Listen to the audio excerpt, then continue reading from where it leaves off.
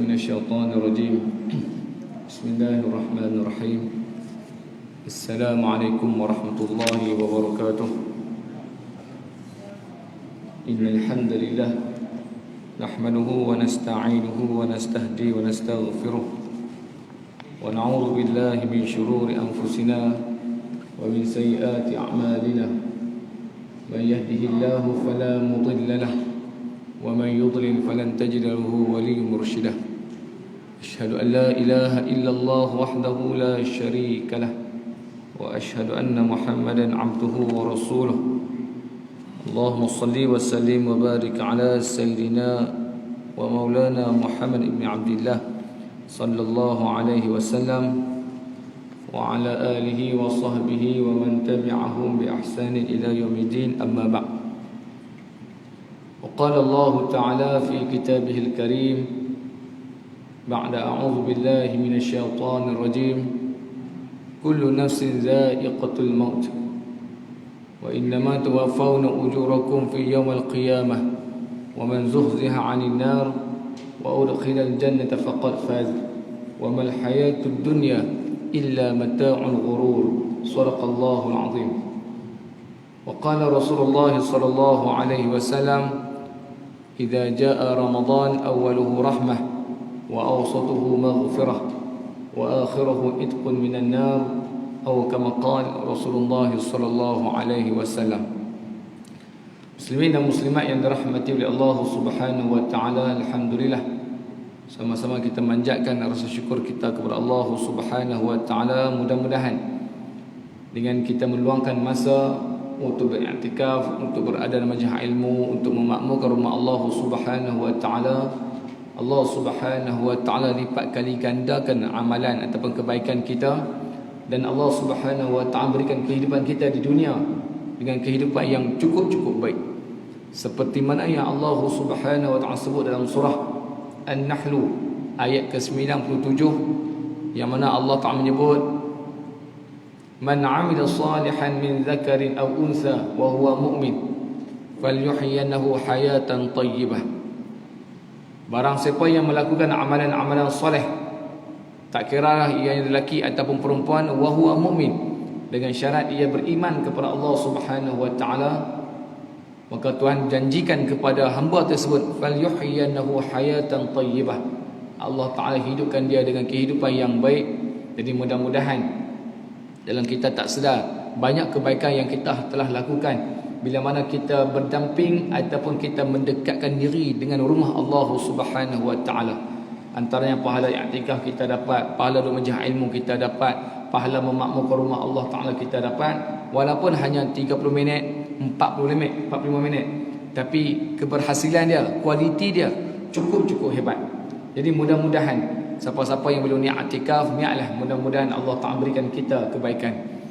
Apatah lagi kita berada di permulaan 10 malam yang terakhir pada bulan Ramadan, maka Nabi sebut wa akhiruhu itqun minan nar, 10 yang terakhir dibebaskan daripada neraka Allah Subhanahu wa taala. Maka semua manusia akan mati seperti mana saya sebut dalam surah Ali Imran ayat 185, kullu nafsin za'iqatul maut. Semua manusia, semua jiwa yang bernyawa pasti akan merasai kematian. Wa innama tuwaffawna ujurakum fi yaumil qiyamah, maka akan dibalas segala amal perbuatan mereka pada hari kiamat. Wa man zuhziha 'anil nar, barang siapa yang terpelihara daripada neraka Allah Taala, wa udkhilal jannah, dan kemudian dimasukkan dalam syurga Allah Taala, maka Tuhan berikan satu keputusan, iaitu faqad faz, maka dia telah berjaya. Maka di sini bulan yang cukup istimewa, bulan yang mana diberi keampunan, bulan yang diberi kerahmatan daripada Allah Taala. Maka kita rebulah 10 malam yang terakhir Ramadan ini, mudah-mudahan kita diberi kerahmatan, kita diberi keampunan, dan akhirnya kita dibebaskan ataupun dipelihara daripada neraka Allah Subhanahu wa taala. Hanya orang beriman, hanya orang bertakwa, hanya orang yang berilmu, dia faham tentang apa yang dikehendaki oleh Allah Subhanahu wa taala kepada hamba-Nya pada bulan Ramadan.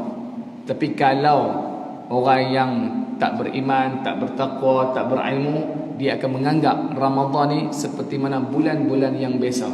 Dia rasa macam tidak ada kelebihan. Itulah beza. Yang mana Allah Ta'ala sebut dalam Quran, "Qul hal yastawi alladhina ya'maluna wal ladhina la ya'lamun." Katakanlah, adakah sama orang yang berilmu dengan orang yang tidak berilmu? Maka jawapannya berbeza. Jadi mudah-mudahan kita yang berada sebentar untuk duduk kuliah asar ini, Allah Ta'ala berikan kita kerahmatan. Maka kita sambung balik pengajian, nak kata mungkin sepanjang Ramadan ada kuliah asar, iaitu ringkasan Sirah Nurul Yakin, pengarang asal Syekh Muhammad bin Afifi Al-Bajuri Al-Khudaribi, yang diringkaskan oleh Syekh Umar bin Abdul Jabbar dan diterjemahkan oleh Abu Hazim Ad-Dimashqi atau Ustaz Zamri bin Hashim, wa nafa'ana fi ulumihi fi darin amin insyaallah. Maka kita sama muka surat 25 nanti. Muka surat 25, Mutalabul Quraisyin minan Nabi sallallahu alaihi wasallam, yang mana bermaksud permintaan Quraisy kepada Nabi sallallahu alaihi wasallam. Apa yang diminta oleh pok-pok Quraisy mungkin ada disebut. Maka sebutannya ataupun kata-kata lamma ra'at Quraisyun annal izaa lam yajid naf'a bal zada al muslimin imana wa yaqina masyaw ila Rasulillah sallallahu alaihi wasallam. Yang mana bermaksud mereka mendapati siksaan tidak mendatangkan manfaat untuk mereka, bahkan siksaan itu menambahkan lagi keimanan dan keyakinan kaum muslimin. Oleh itu mereka berjumpa dengan Rasulullah sallallahu alaihi wasallam. Dia nak cerita berkaitan dengan ketika mana dakwah mula-mula permulaan baginda sallallahu alaihi wasallam di kota Mekah dalam tempoh 13 tahun. Dalam tempoh 13 tahun baginda berdakwah di Makkahul Mukarramah, maka pelbagai halangan, pelbagai dugaan, pelbagai cabaran yang ditempuh oleh baginda sallallahu alaihi wasallam dan juga orang Islam. Antaranya yang mana pok-pok Quraisy ataupun pok-pok musyrik Mekah ni menyiksa, yang seperti makruf iaitu Bilal bin Rabah. Menyiksa Bilal bin Rabah, Sumayyah sebagai contoh, lagi depan lagi. Yang mana mereka mengugut baginda sallallahu alaihi wasallam untuk apa? Untuk baginda ni sembah agama yang disembah oleh pok-pok Quraisy ni, sembah berhala. Mereka buat macam-macam supaya bagi ugutan. Baginda tak mau, cuba tengok mereka buat Bilal bin Rabah macam mana. Mereka tak mau orang pok-pok muslimin. Baginda tak mau ikut permintaan pok-pok Quraisy. Maka cara dia, mereka menyiksa orang Islam. Mereka tak menyiksa baginda sallallahu alaihi wasallam. Itu nak kata perang psikologi. Kita pun kalau orang tak perhati dengan kita, kadang-kadang dia tak serang kita, dia serang anak kita. Kadang kita lemah ataupun tidak, dia tak serang kita, tapi dia serang orang yang dekat dengan kita. Kadang kita pun lemah. Sebab apa? Baginda tak diserang, antaranya pak menakan dia ada, iaitu Abu Talib tu. Nak kata Abu Talib yang menjaga baginda sallallahu alaihi wasallam, walaupun di hujung usia dia gagal mengucapkan kalimah la ilaha illallah, tapi sepanjang hidup dia sentiasa menjaga kebajikan dan juga keselamatan baginda sallallahu alaihi wasallam. Sebab itulah pada tahun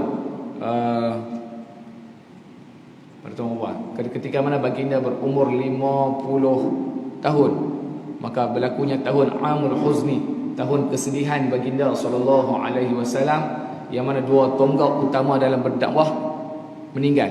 Yang pertama kewafatan Sayyidatina Khadijah binti Khuwailid, dan yang kedua kematian Abu Talib, pak menakan baginda sallallahu alaihi wasallam.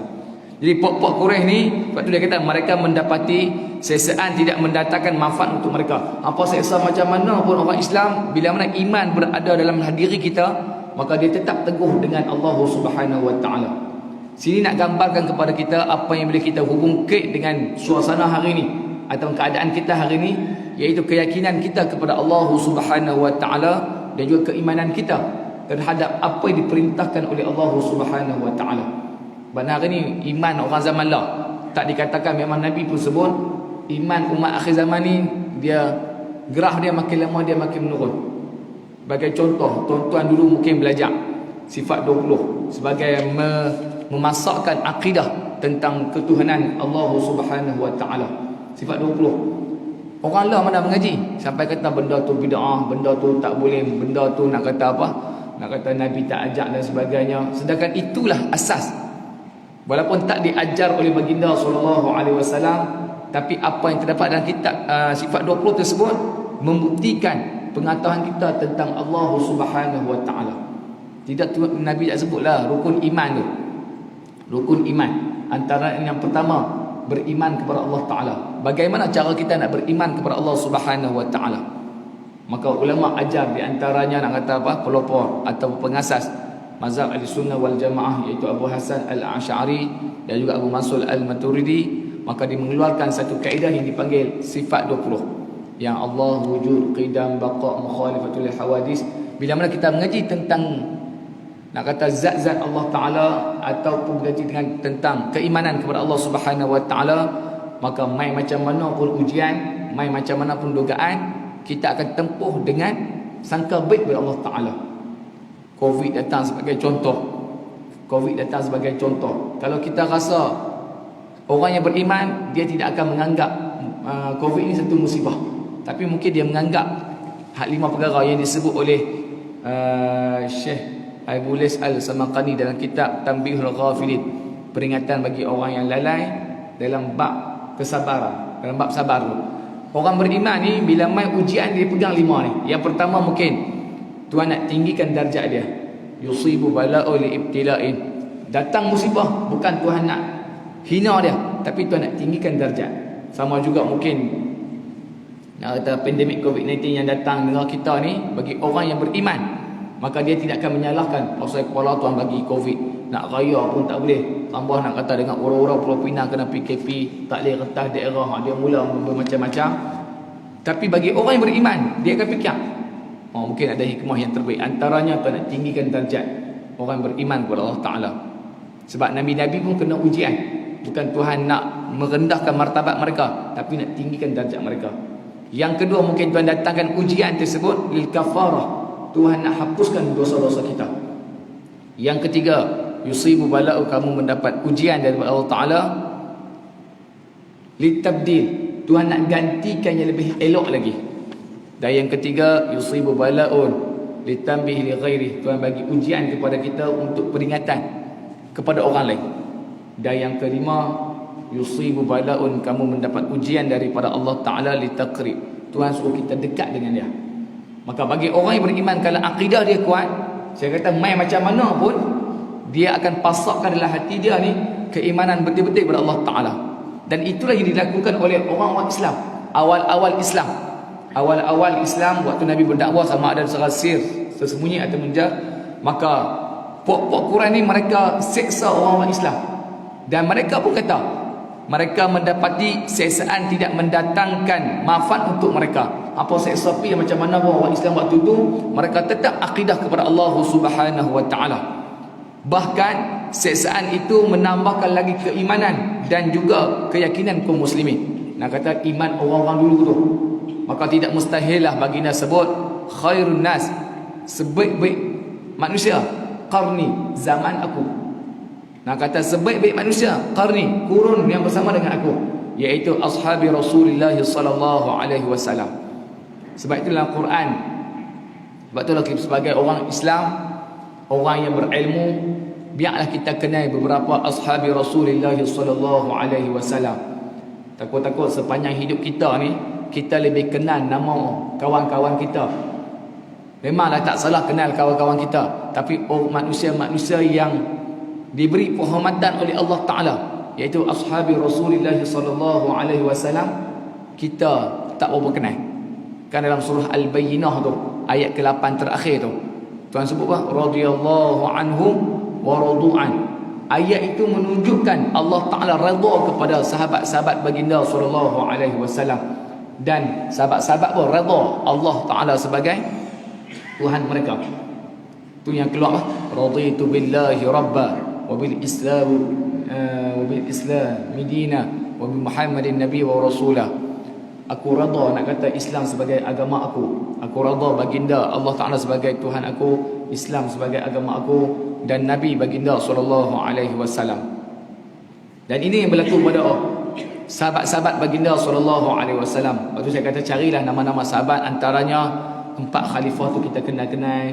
Lepas tu 10 sahabat dijanjikan syurga. Lepas tu sahabat apa yang paling banyak meriwayatkan hadis. Kenallah, mudah-mudahan sebelum kita pejam mata tu, kita nak kata baca tentang sejarah-sejarah hidup baginda sallallahu alaihi wasallam dan juga sahabat-sahabat baginda sallallahu alaihi wasallam. Bukan tak ada orang kita yang buat, antaranya nak kata apa?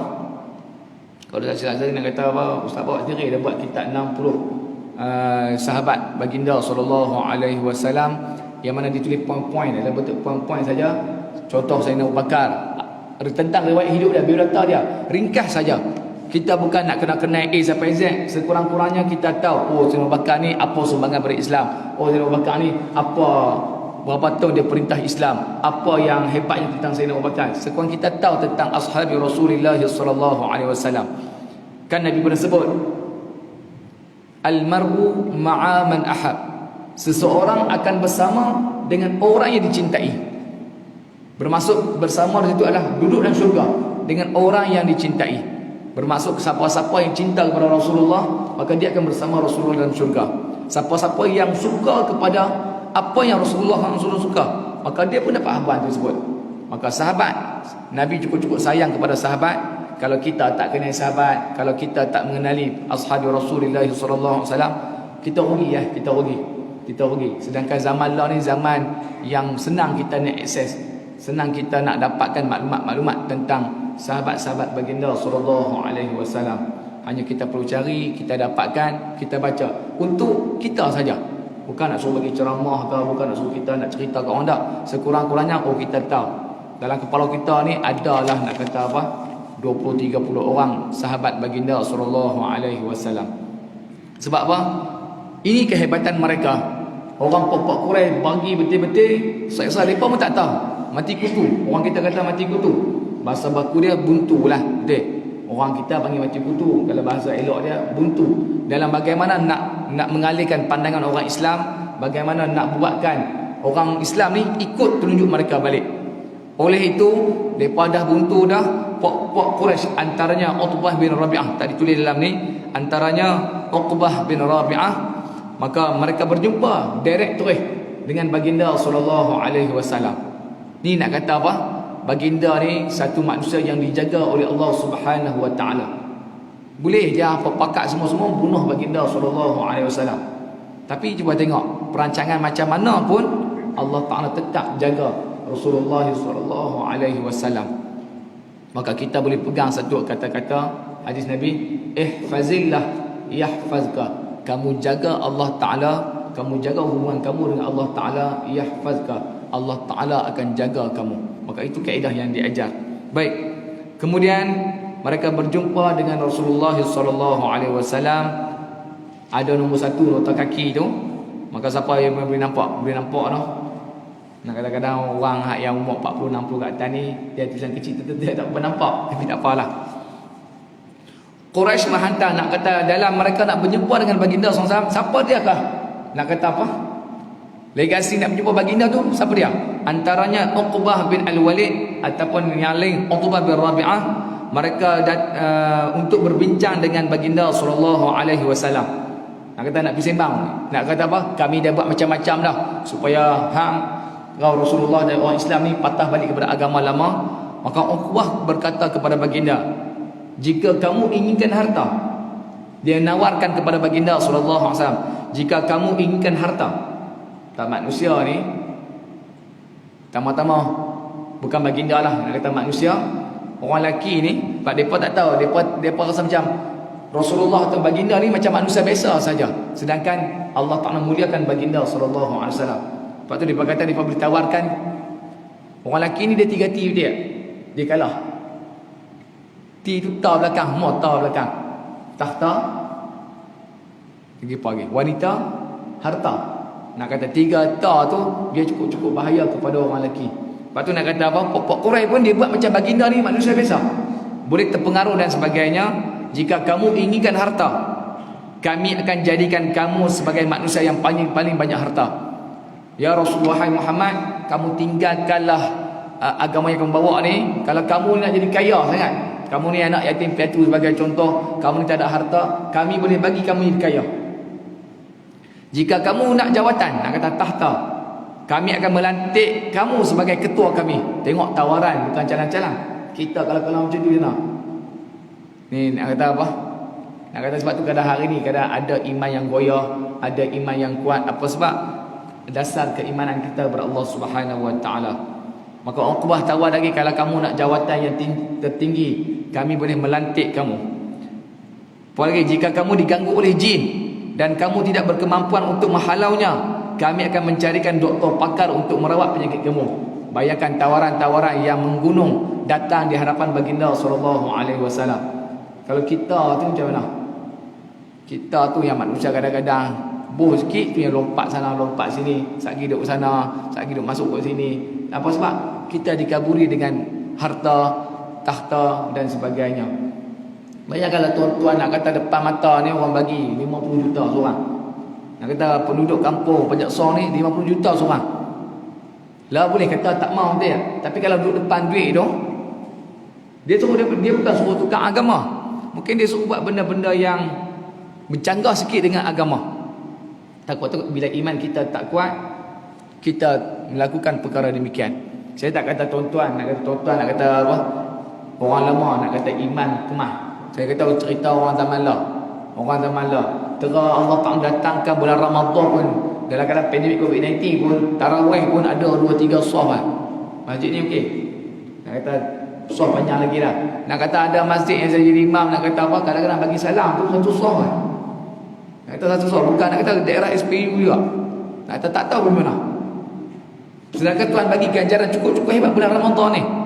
Tapi orang kita, orang Islam, bukan dia tak tahu, dia tahu kehebatan bulan Ramadan, tapi dia tak mengambil manfaat. Apa sebab? Nak kata mungkin hawa nafsu dan sebagainya. Tu saya kata kalau tak cakap saja bolehlah 50 juta. Ustaz saya tak mau. Ada 50 juta depan mata kita. Takkan kita tak ambil kot, takkan kita tak mau kot 1 juta, 2 juta dan sebagainya. Apa sebab? Itulah tawaran yang dilakukan oleh puak-puak kaum musyrikin, puak-puak Quraisy kepada baginda sallallahu alaihi wasallam. Dan ada riwayat lain mengatakan sampai bagi satu kaedah, ya Rasulullah, kamu ni kuasai Mekah ni, kami kuasai sehari, engkau kuasai seminggu. Yang penting kau tinggalkan agama Islam. Puak-puak Quraisy kata, nak kata apa? Kami kuasai sehari, engkau Muhammad kuasai seminggu. Kami kuasai seminggu, engkau kuasai sebulan. Engkau kuasai sebulan dan kami kuasai sebulan, engkau boleh kuasai selama-lamanya. Nak gambarkan kepada kita berbagai tawaran yang menarik datang kepada baginda sallallahu alaihi wasallam dengan syarat satu, iaitu tinggalkan agama Islam. Sebab itulah kata mulut kita pastikan jaga bagi elok. Sebab kita bersyahadah pun dengan lisan. Betul? Kita bersyahadah pun dengan lisan. Sebab tu dalam kitab-kitab yang lama dia tak bagi kita meraihkan agama lain. Nak kata kita memperbesarkan agama-agama yang lain dalam kitab-kitab yang lama lah. Tapi bila mana main zaman kontemporari ni, nak kata kita pun duduk dengan jiran kita China, India dan sebagainya, maka benda tu hukum dia harus, nak kata kita sebut hari Natal ke hari Christmas, mungkin jiran kita tu Cina, Kristian, kita boleh ucap. Apa sebab? Islam bukan untuk orang Melayu saja, Islam bukan untuk orang Islam saja. Islam ni semua boleh masuk dengan tak paksa. Nak masuk Islam, teruskan. Tak masuk Islam, pastikan jangan mencela Islam. Allah Ta'ala akan mengadili kita. Baik, itu nak kata. Kemudian setelah Uqbah menghabiskan kata-kata dia, kena ingat orang Quraisy maka hebat dengan syair. Nak kata orang Arab mereka hebat dengan syair. Kadang-kadang tengah berlawan tu ada penyair yang sebut tentang kita ni panglima kita sekian, kadang-kadang boleh menambahkan semangat. Jadi mungkin kata-kata Uqbah ni satu kata-kata yang mampu menarik perhatian orang Islam, mampu membuka keimanan orang Islam. Pak kata orang Arab ni nak kata apa? Macam kita zaman lah ni, lagu. Anak-anak kita kadang-kadang suruh hafal doa makan tak lepas. Tapi bila dengar lagu kerap tu, dia boleh ingat rentak lagu tersebut. Doa makan ke, doa kita pun tak hafal doa makan. Kita pun tak hafal doa sekian-sekian. Tapi disebabkan lagu mampu menguasai, maka anak-anak kita pun boleh ikut. Sama juga Uqbah bin Walid ni, dia penyair yang hebat, orang Arab, bangsa Quraisy, mungkin dengan kata-kata tersebut mampu mengubah keimanan orang Islam waktu itu. Maka setelah Uqbah menghabiskan kata-kata dia, maka baginda menjawab kata-katanya dengan membacakan beberapa awal dalam surah Fussilat,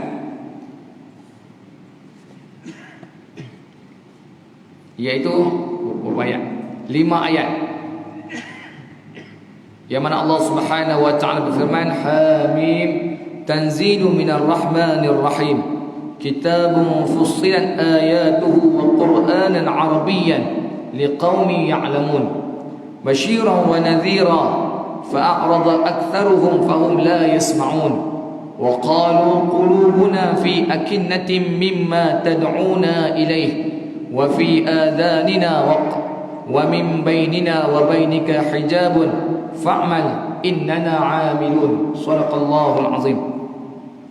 Jadi dalam surah Fussilat ni sebagai tambahan ilmu lah, dia ada satu ayat yang dipanggil alamatul gharaib, tanda-tanda istimewa dalam surah tersebut. Pada ayat tersebut, iaitu hukum tashil. Dia dalam Quran dia ada tanda-tanda istimewa yang kita belajar. Ismam, lepas tu apa lagi? Hak majreha tu panggil apa? Lupa dah. Yang apa? Waqala rkabu fiha bismillahi majreha.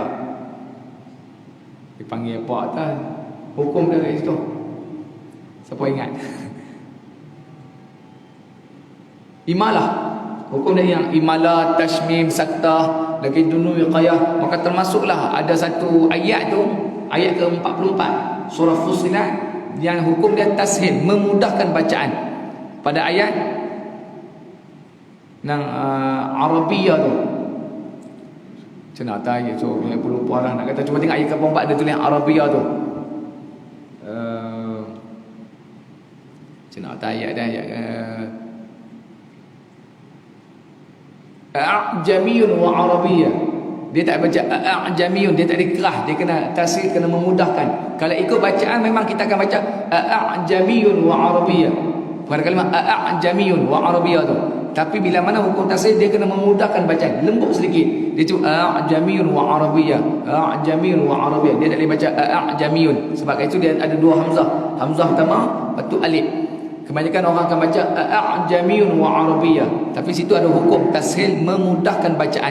Maka dia kena lembutkan bacaan tersebut. A'jamiyun wa Arabiyyah, A'jamiyun wa Arabiyyah. Tu nak belajar nak kata pelan-pelan lah. Ini sebab dia masuk surah Fussilat.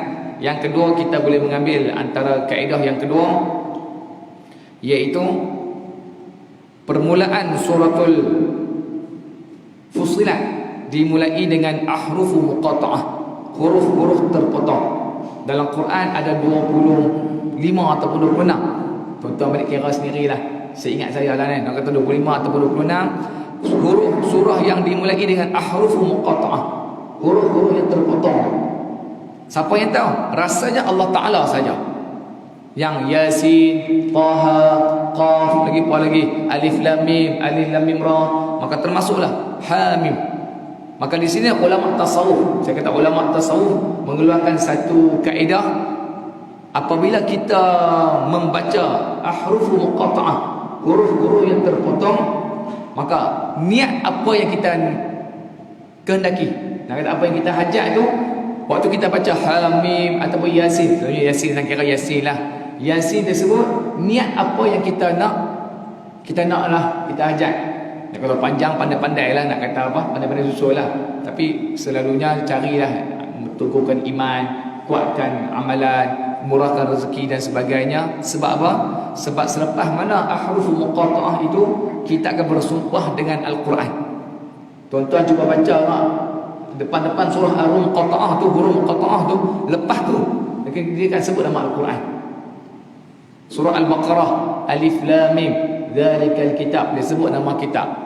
Lagi pagi Yasin wal Qur'anil Hakim, Qaf wal Qur'anil Majid. Termasuklah Hamim, tanzilu minar rahmanir rahim. Tanzil, nama Al-Quran, iaitu satu kitab, satu benda yang diturunkan daripada Ar-Rahman dan juga Ar-Rahim, iaitu nama Allah Subhanahu wa taala.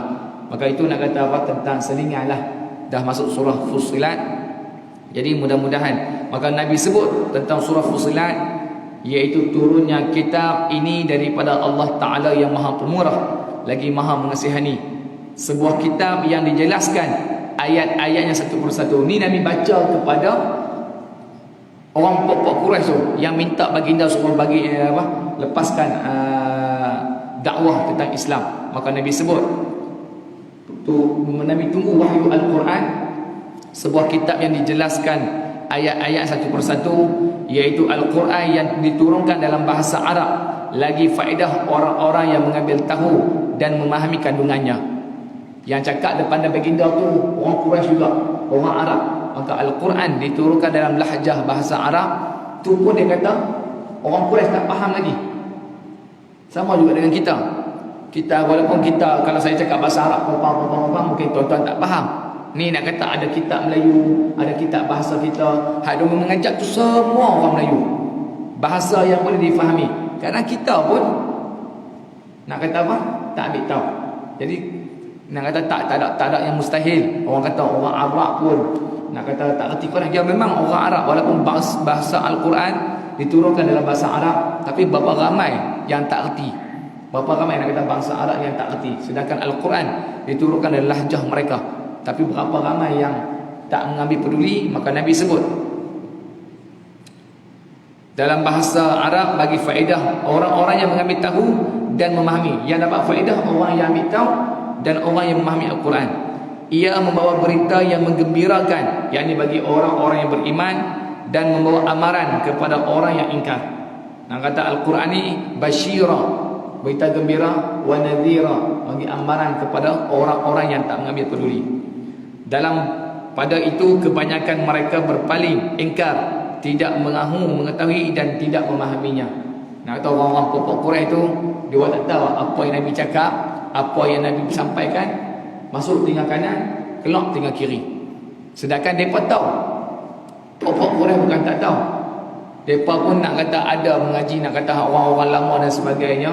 Mereka tahu akan ada Rasul akhir zaman yang akan membantu ataupun yang akan menjaga umat manusia ni. Tak lain tak bukan baginda SAW. Tapi disebabkan kejahilan, disebabkan kebodohan, disebabkan dengan kesombongan, maka mereka tak boleh menerima dakwah yang diajar oleh baginda SAW. Maka sebab itu mereka tidak menerima dan tidak mematuhinya. Dan mereka berkata, hati kami dalam tutupan yang berlapis-lapis, yakni menghalang kami daripada memahami apa yang engkau serukan kepada kami. Dan pada telinga kami penyumbat, menjadikan kami tidak dapat mendengarnya. Serta di antara kami denganmu ada sekatan yang memisahkan fahaman kita. Oleh itu bekerjalah engkau untuk agamamu, sesungguhnya kami juga tetap bekerja untuk mempertahankan kepercayaan kami. Ini satu kata-kata ataupun Al-Quran yang mana memberikan satu semangat kepada baginda SAW. Sebab tu dalam Al-Quran sebut, Al-Quran ini antaranya liyusabbitu fuadak, iaitu mematerikan, nak kata apa bahasa Melayu tak, nak kata menetapkan hati baginda SAW. Lepas tu kalau kita ni ada gundah gulana, kita ni resah-resah, antara benda yang boleh kita buat untuk menenangkan jiwa kita, berdamping dengan Al-Quran. Selain pada kita baca Al-Quran, duduk dalam majlis ilmu, selain pada kita taklim, mungkin kita nak baca pun susah, kita dengar Al-Quran, maka dia akan nak kata apa, melembutkan hati kita. Sayyidina Umar yang keras macam tu pun akhirnya masuk Islam. Lagi siapa lagi? Nak kata banyak yang dicerita tentang bila mana baca Al-Quran, Allah Ta'ala akan membolak-balikkan hati kita untuk beriman kepada Allah Subhanahu Wa Ta'ala.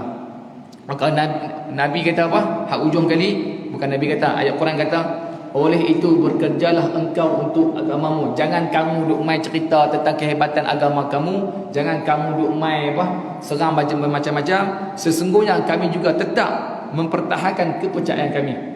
Mai pergi macam mana pun, kami tetap beriman kepada Allah Subhanahu Wa Ta'ala. Maka lepas turun ayat Quran ni, maka turunlah ayat Quran yang sering kali kita duk baca, iaitu surah Al-Kafirun tu. Qul ya ayyuhal kafirun. Nabi Allah Ta'ala suruh kata kepada baginda, wahai Rasulullah, bagi tahu kepada pokok Quraisy tu, qul ya ayyuhal kafirun. Katakanlah pokok kafir tu, Sana qul ya ayyuhal kafirun. Qul ya ayyuhal kafirun. Lepas tu ayat ni. La a'budu ma ta'budun. Kami tidak akan sembah apa yang kamu sembah.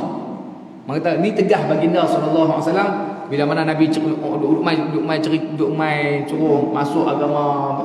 Tinggalkan agama Islam dan sebagainya, maka turun ayat Quran ni. Kemudian Nabi tunggu sebentar, maka turunlah surah Al-Kafirun tu.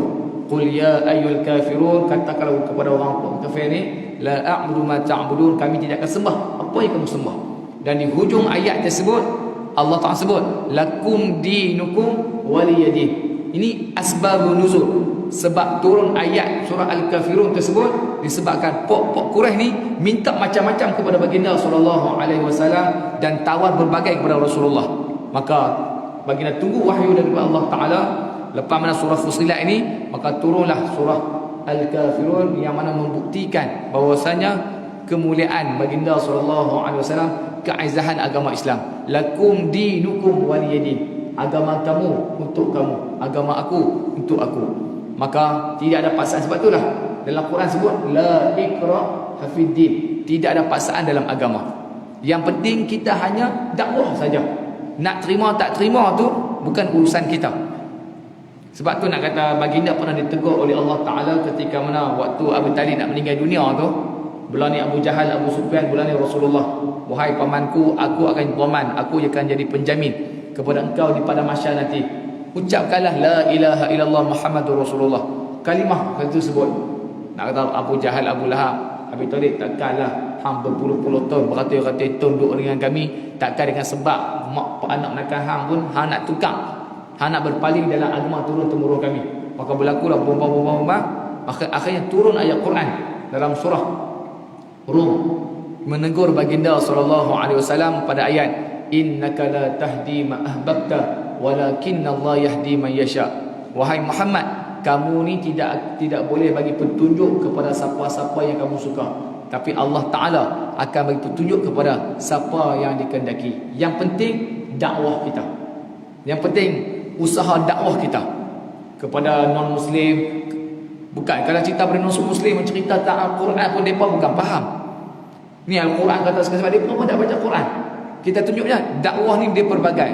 Kita tunjuk akhlak kita, kita tunjuk cara cakap kita, kita selit tentang kehebatan akhlak baginda sallallahu alaihi wasallam. Maka sekurang-kurang depa pergi cari. Depa tengok oh, Islam ni bukan Melayu. Islam ni punya kata agama yang cukup-cukup sempurna. Itu cara kita. Kalau sembang dengan India, Cina dan sebagainya tentang Al-Quran dan sebagainya, mungkin depa pun tak faham. Kadang-kadang kita pun sembang dengan Cina, senang depa kata. Dia kata kita ni semua tu pi Tuhan yang satu. Cina, India dia kata itu. Cuma cara Islam, cara you lah. Cara kami sembah nak kata ada perantaraan, pokong, kuih dan sebagainya. Yang penting dia kata Tuhan yang satu. Yang ni yang telah berlaku di negara kita yang dipanggil pluralisme. Mula dia akan masuk sekularisme, habis sekularisme tu dia akan masuk liberalisme, sampai satu hujung tu dia nak buat pluralisme, kesamarataan dalam agama. Semua agama tu nak pergi kepada Tuhan yang satu. Yang tu yang tak baik, yang tu yang tak apa elok. Sebab apa? Sebab takut-takut orang kita kata Islam pun macam tu, pergi masuk agama lain dan sebagainya. Sebab apa kita pun nak pergi pada Tuhan yang satu. Tu yang problem. Sebab itulah turun surah Al-Kafirun, lakum dinukum waliyadin. Agama kamu untuk kamu, agama aku untuk aku. Maka tidak ada paksaan dalam agama. Bermaksud bukan nak kata kita tak boleh dakwah, bermaksud kita jangan nak kata apa, memeras kuku orang dalam masuk agama kita. Islam tak ajak macam tu. Islam tak ajak macam tu. Betul bila mana peperangan pun orang tua, hak tawanan-tawanan tu nak kata apa, kena ada yang baginda lepaskan, ada yang masuk Islam dan sebagainya. Dan yang terakhir, wa talabu minhu an ya'budu alatahum wa ya'budu ilaha fa anzalallahu alaihi suratul kafirun. Mereka meminta baginda menyembah sembahan mereka dan mereka bersedia menyembah Allah Taala. Ini nak kata tawaran. Bermaksud depa suruh cuba dengar ayat tu betul-betul dulu. Ayat tu kata mereka meminta baginda menyembah sembahan mereka. Sepatutnya kalau depa nak ikut baginda, depa tawar macam-macam, depa sembah Allah Taala dulu. Bukan depa suruh baginda sembah patung-patung Lata, Uzza depa tu. Sepatutnya depa nak kata sembah agama ataupun depa masuk agama Islam dulu. Sebab depa tawar macam-macam kepada baginda. Cuma dengan ayat tu mereka meminta baginda sembah. Bila baginda sembah, baginda akan keluar pada Islam. Mereka belum tentu lagi nak sembah agama, nak kata apa, ajaran baginda SAW. Tu nak kata ayat dia tu. Dan mereka bersedia menyembah Allah Ta'ala. Nak kata puak-puak kafir Quraisy ni, nak kata dia bukan jenis orang percaya, nak kata orang bukan jenis percaya, lentor banyak dan sebagainya. Maka Allah Ta'ala turunkan surah Al-Kafirun, muka surat 26. Falamma aisu qalabu minhu an yusqita minal Qur'an ma yughidhuhum min dhammi alihatihim wa ibadatihim aw yubaddilahu biqur'anin akhar. Mereka kecewa dengan permintaan tersebut. Mereka meminta pula agar baginda menghapuskan ayat-ayat yang menyakiti mereka dan mencela sembahan mereka, atau baginda menukar dengan Al-Quran yang lain. Betapa jahatnya pokok Quraisy. Ni nak cerita bab tajuk kita yang kita bincangkan, permintaan orang Quraisy. Permintaan yang pertama, dia suruh baginda ni sembah Tuhan mereka. Yang kedua, dah permintaan pertama ditolak, depa ubah pula agar baginda ni hapuskan ayat-ayat Al-Quran yang sakit hati mereka.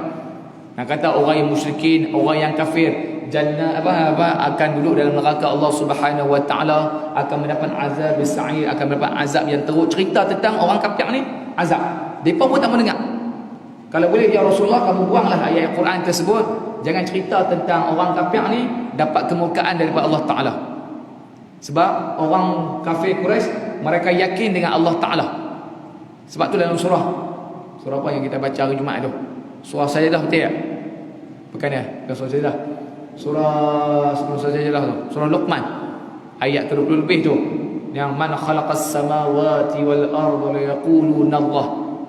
Barang siapakah yang menciptakan langit dan bumi, maka mereka akan menjawab la yaquluna Allah.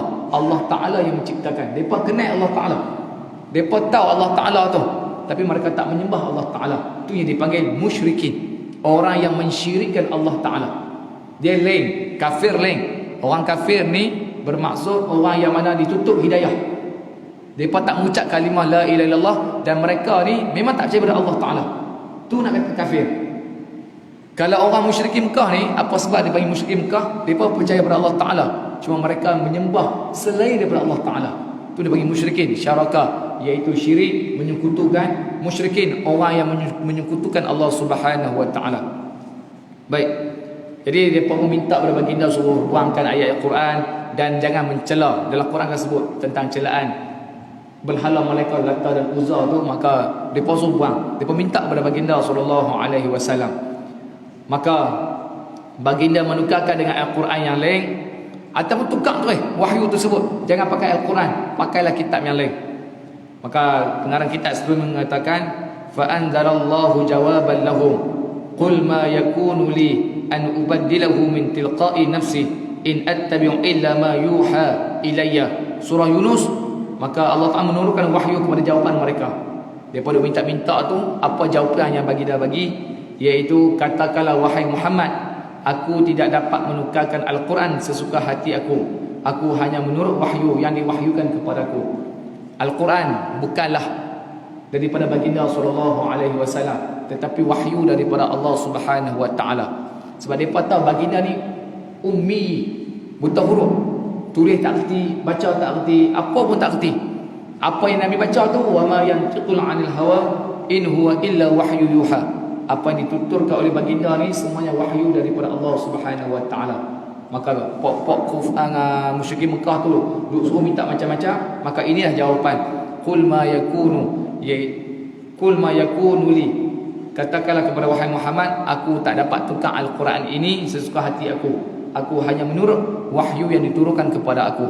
Maka jawapan kepada pokok Quraisy itu, termatilah kutu mereka di situ.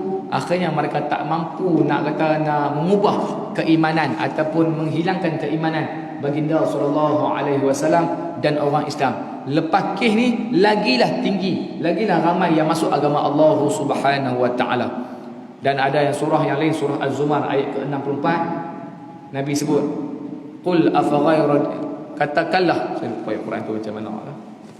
Qul afaghayrullah, katakanlah adakah aku ni perlu sembah selain Allah Subhanahu Wa Taala?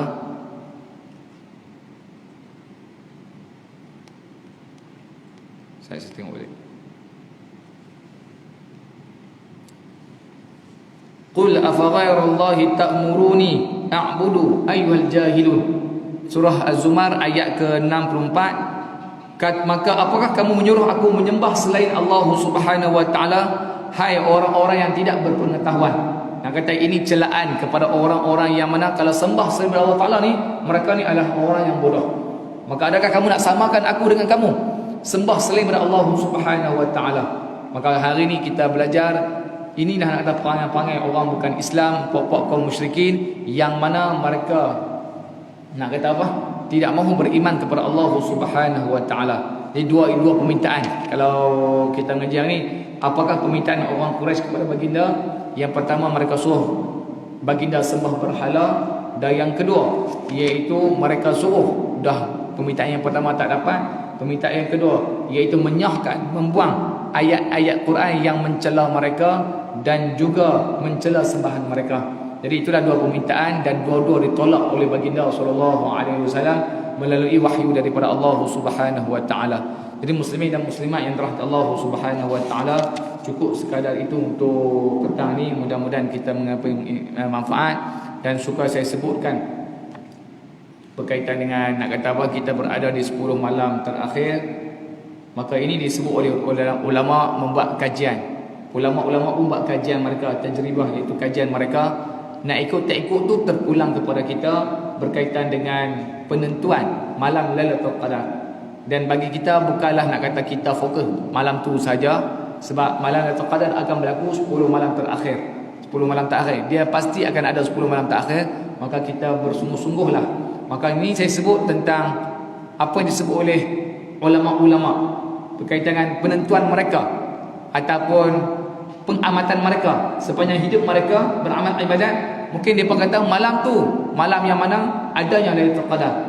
Maka yang pertama disebut pandangan Imam Syafi'i rahimallahu taala anhu, maka dia menyebut malam Lailatul Qadar ni boleh jatuh pada malam 21 dan juga malam 23. 21 ataupun 23. Ni mungkin pengamatan selama pengibadatan dia kepada Allah Taala. Dia mengatakan malam 21 dan juga malam 23. Kebanyakan mungkin tahun ni 23, tahun depan 23, tahun depan 23, mungkin tu dia buat kelak satu kenyataan. Saya kata ni manusia bukan nak kata ketentuan, tapi nak kata ikut terpulang kepada kita. Dan yang kedua, ulama tafsir. Ulama tafsir mengatakan malam Lailatul Qadar jatuh pada malam 27 Ramadan. Malam 27 Ramadan. Sebab apa? Maka ulama pun ulama tafsir. Jadi mereka mengeluarkan kenyataan tersebut berdasarkan Al-Quran. Bagaimana? Ada dua. Yang pertama, dia kata surah Al-Qadar, Lailatul Qadar ni, ayat perkataan Lailatul Qadar ni, dia disebut 3 kali dalam surah Al-Qadar. Balik tuan-tuan baca lagi, tuan-tuan kira ada berapa kali. Inna anzalnahu fi Lailatul Qadr sekali. Wa ma adraka ma Lailatul Qadr, nombor 2. Lepas tu Lailatul Qadr khairum min alfin fi syahr. Baik, 3 kali disebut. Mana ada Al-Quran 6,636 ayat yang banyak-banyak tu, 114 surah tu tak sebut tentang Lailatul Qadar, melainkan surah Al-Qadar saja. Dan bila mana surah Al-Qadar tu disebut 3 kali. Dan bagaimana dapat 27 Ramadan? Maka perkataan Lailatul Qadar ni ada 9 huruf. Lam, ya, lam, ta, bagi apa? Alif, lam, qaf, dan ra. Lailatul Qadar tu ada 9. 9 kali 3, 27 Ramadan. Saya kata ini nak kata formula yang dilakukan oleh ulama tafsir yang apa? Yang kita belajar. Yang tu saja, bukan nak kata ustaz kata 27. Jangan duk pegang. Semua 10 malam terakhir tu akan ada Lailatul Qadar. Yang ni nak kata formula yang dilakukan oleh para ulama lah. Mungkin kajian mereka. Dan yang kedua, yang kata yang ulama tafsir kata start pada inna anzalna tu sampai ayat akhir macam mana?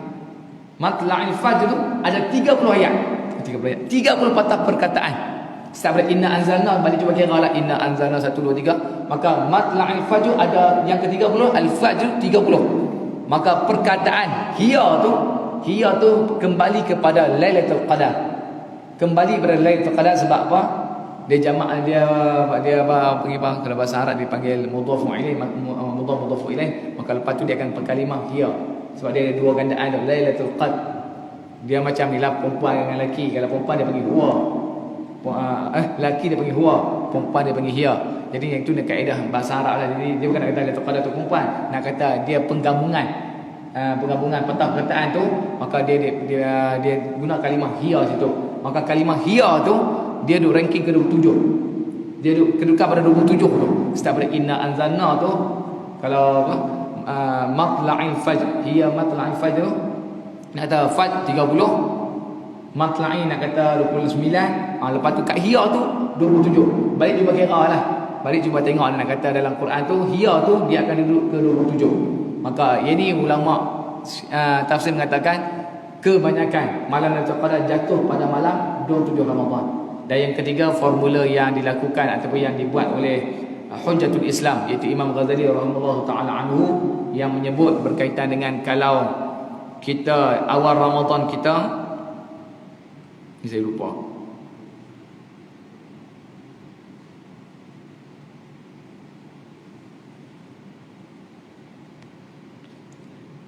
kalau awal Ramadan kita hari itu bermulai hari Isnin, maka malam Lailatul Qadar jatuh pada malam 21 Ramadan. Kalau nak kata apa, awal Ramadan hari itu jatuh hari Isnin, nak kata kita puasa start dari hari Isnin, maka malam Lailatul Qadar jatuh pada malam 21 Ramadan. Yang kedua, kalau hari Sabtu, nak kata kita puasa itu start hari Sabtu, maka jatuh pada malam 23 Ramadan. Kalau hari itu jatuh hari Khamis, maka jatuh pada malam 25 Ramadan. Dan kalaulah puasa hari itu Ahad ataupun Rabu, maka jatuh 29 Ramadan.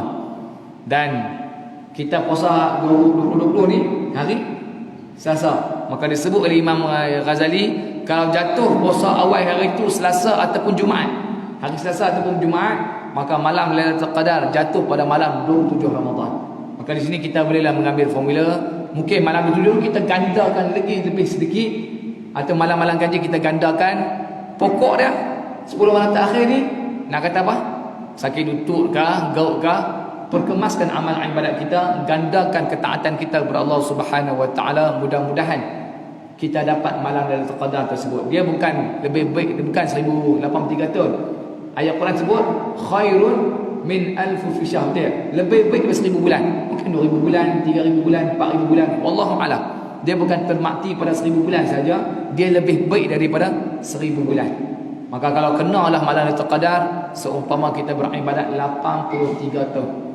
Seumpama kita beribadat 83 tahun, jadi satu jangka masa yang cukup lama. Jadi mudah-mudahan Allah Ta'ala berikan kita kelapangan. Jadi saya minta maaf, saya minta ampun dengan mengambil masa yang terlalu lama. Jadi yang terbaik itu datang daripada Allah Subhanahu wa taala, yang kurang itu kelemahan saya sendiri. Aqulu qouli hadza wa astaghfirullahal azim wa lakum. Wassalamualaikum warahmatullahi wabarakatuh. أعوذ بالله من الشيطان الرجيم. بسم الله الرحمن الرحيم. الحمد لله رب العالمين والصلاة على رسول الأمين. اللهم إنا نسألك رضاك والجنة ونعوذ بك من سخطك والنار. اللهم إنك عفو كريم تحب العفو فاعف عنا وعن والدينا وعن جميع المسلمين والمسلمات برحمتك يا أرحم الراحمين. والحمد لله رب العالمين. تقبل الله منكم.